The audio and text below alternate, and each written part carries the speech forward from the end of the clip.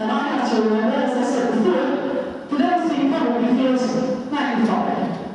So I'm like here in front of you up. Now, it wouldn't be possible for me to think, my God, this horse is absolutely twisted to the left. Well, he isn't, isn't he? It might be a minute, it's not right now. Okay. And now the reactions in the transitions. I'll bring you back a little bit. Hopefully, one bit. Good. Okay, and then we'll go back again and ask for a little bit more.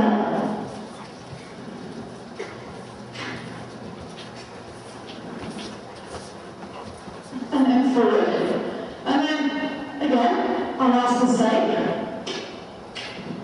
And doing all of the normal things. He goes crooked, I check that. And I check that he's listening to my legs. Now, all of these things, if they work, give me the confidence that it's going to work when I start to run movements. If these things don't work, then I don't panic, I just work on them. It's really not necessary to practice movements.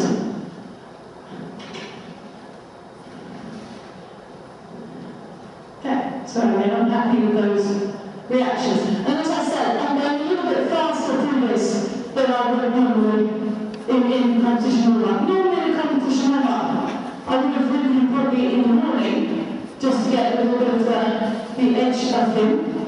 And then I let him get in the afternoon. So probably in the full St. George test, I would run for about 35 minutes. That would be the sort of normal time span. So obviously I was speeding things up a bit. The next thing to do, once you sort of check your reactions and your transitions, is check transitions back, and then to check the transitions forward. And then try some transitions forward and back. And a lot of these exercises are giving you information about how that horse is going to react to your text. Okay, so that's a nice forward reaction. And it came back nicely, so I'm happy with that. And it's really important to check things both way around. Because the tests generally are symmetrical, and you generally do everything both ways around. Okay. And then this way, as I said, is slightly less bendy rein. I immediately put him into a little bit more of a bending exercise. And doing this is giving me confidence because I'm busy thinking about him and not about Roberto Schmidt in the next arena. And one thing I can really show him is that if you start to get worried about other people, every single rider will look like Roberto Schmidt. If you start focusing on the long run, people just start to look better and better and better. And I watch them, so don't watch them. So my personal hero, they all look like they're keeping me in. Okay. So I'm just moving about, and having this plan makes me confident, because I think, well, at least I've done something, you know? I'm addressing what needs to be addressed. Now I'm asking to go forward this way. Yeah? Okay, that's worked both ways. And that transition wasn't so good, because he pulled down a little bit, and he thought that perhaps I would balance him instead of him balancing on his hind legs. So I've done one for him, now he can do one for himself. Good boy. Okay, and then we'll have a walk break, and I'll then relax down. The next thing that I think is a really good thing to do, and I learned in Germany, was about riding the preparation for the movement, but perhaps not the movement itself. Yeah, for example, if you can ride the preparation, you can ride the movement. That's without a doubt. Most movements don't work because they're not prepared correctly. And also, if you have a horse at a higher level, well, you can't ride through the Grand Prix every day, or the Prix St. George every day, because then you'll end up with two spavins instead of a very good dressage horse. So it is important to be able to ride the preparation. So I'm just going to think about some of the lines from the Prix St. George test, which we're talking about, and check that I can set this horse up for those lines. So, for example, I tend to enter from the right because I tend to enter from the right. It is important to be able to enter from both ways, I'm sure, but I like this side. Okay, so, if I run up, I'm not looking for Roberta's lookalikes, but I know they're all out there, if I choose to find them. I go on the centre line, because I know this horse going to have to do a centre line, and this horse knows all about centre lines. He's done a million. Okay, and I'm electing, he thinks it's free stop. There we are, and you can see that we had a good discussion there, because this horse is used to entering the centre line and wants it. Now, I wanted to anticipate when I like the test. So as you saw, I made a little circle there. Now I ask him to collect again. Collect, but not stop.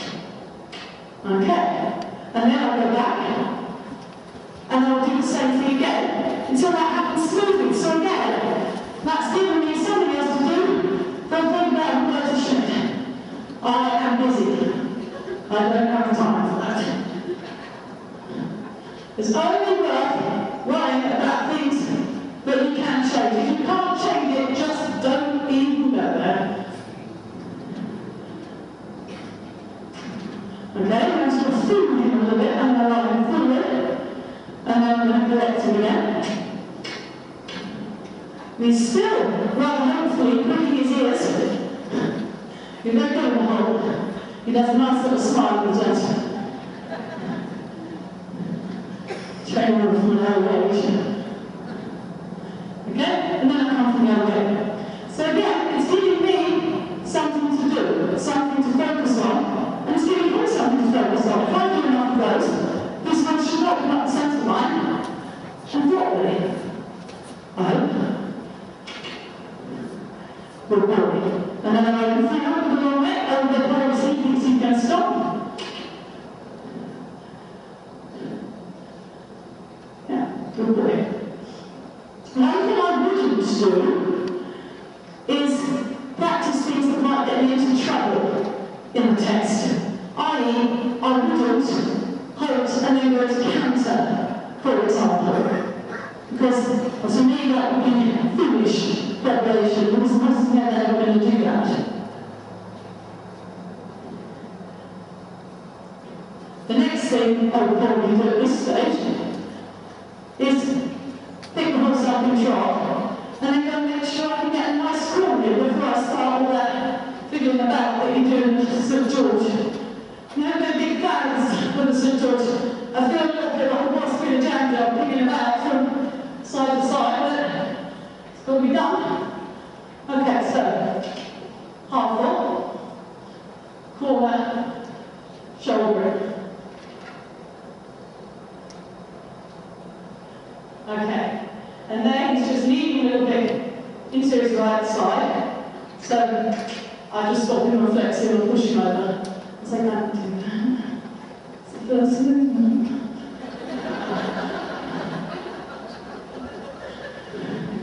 We are again. We're ready this time. Okay. Come again. So I felt something not right. I've done something about it. And it's better this time.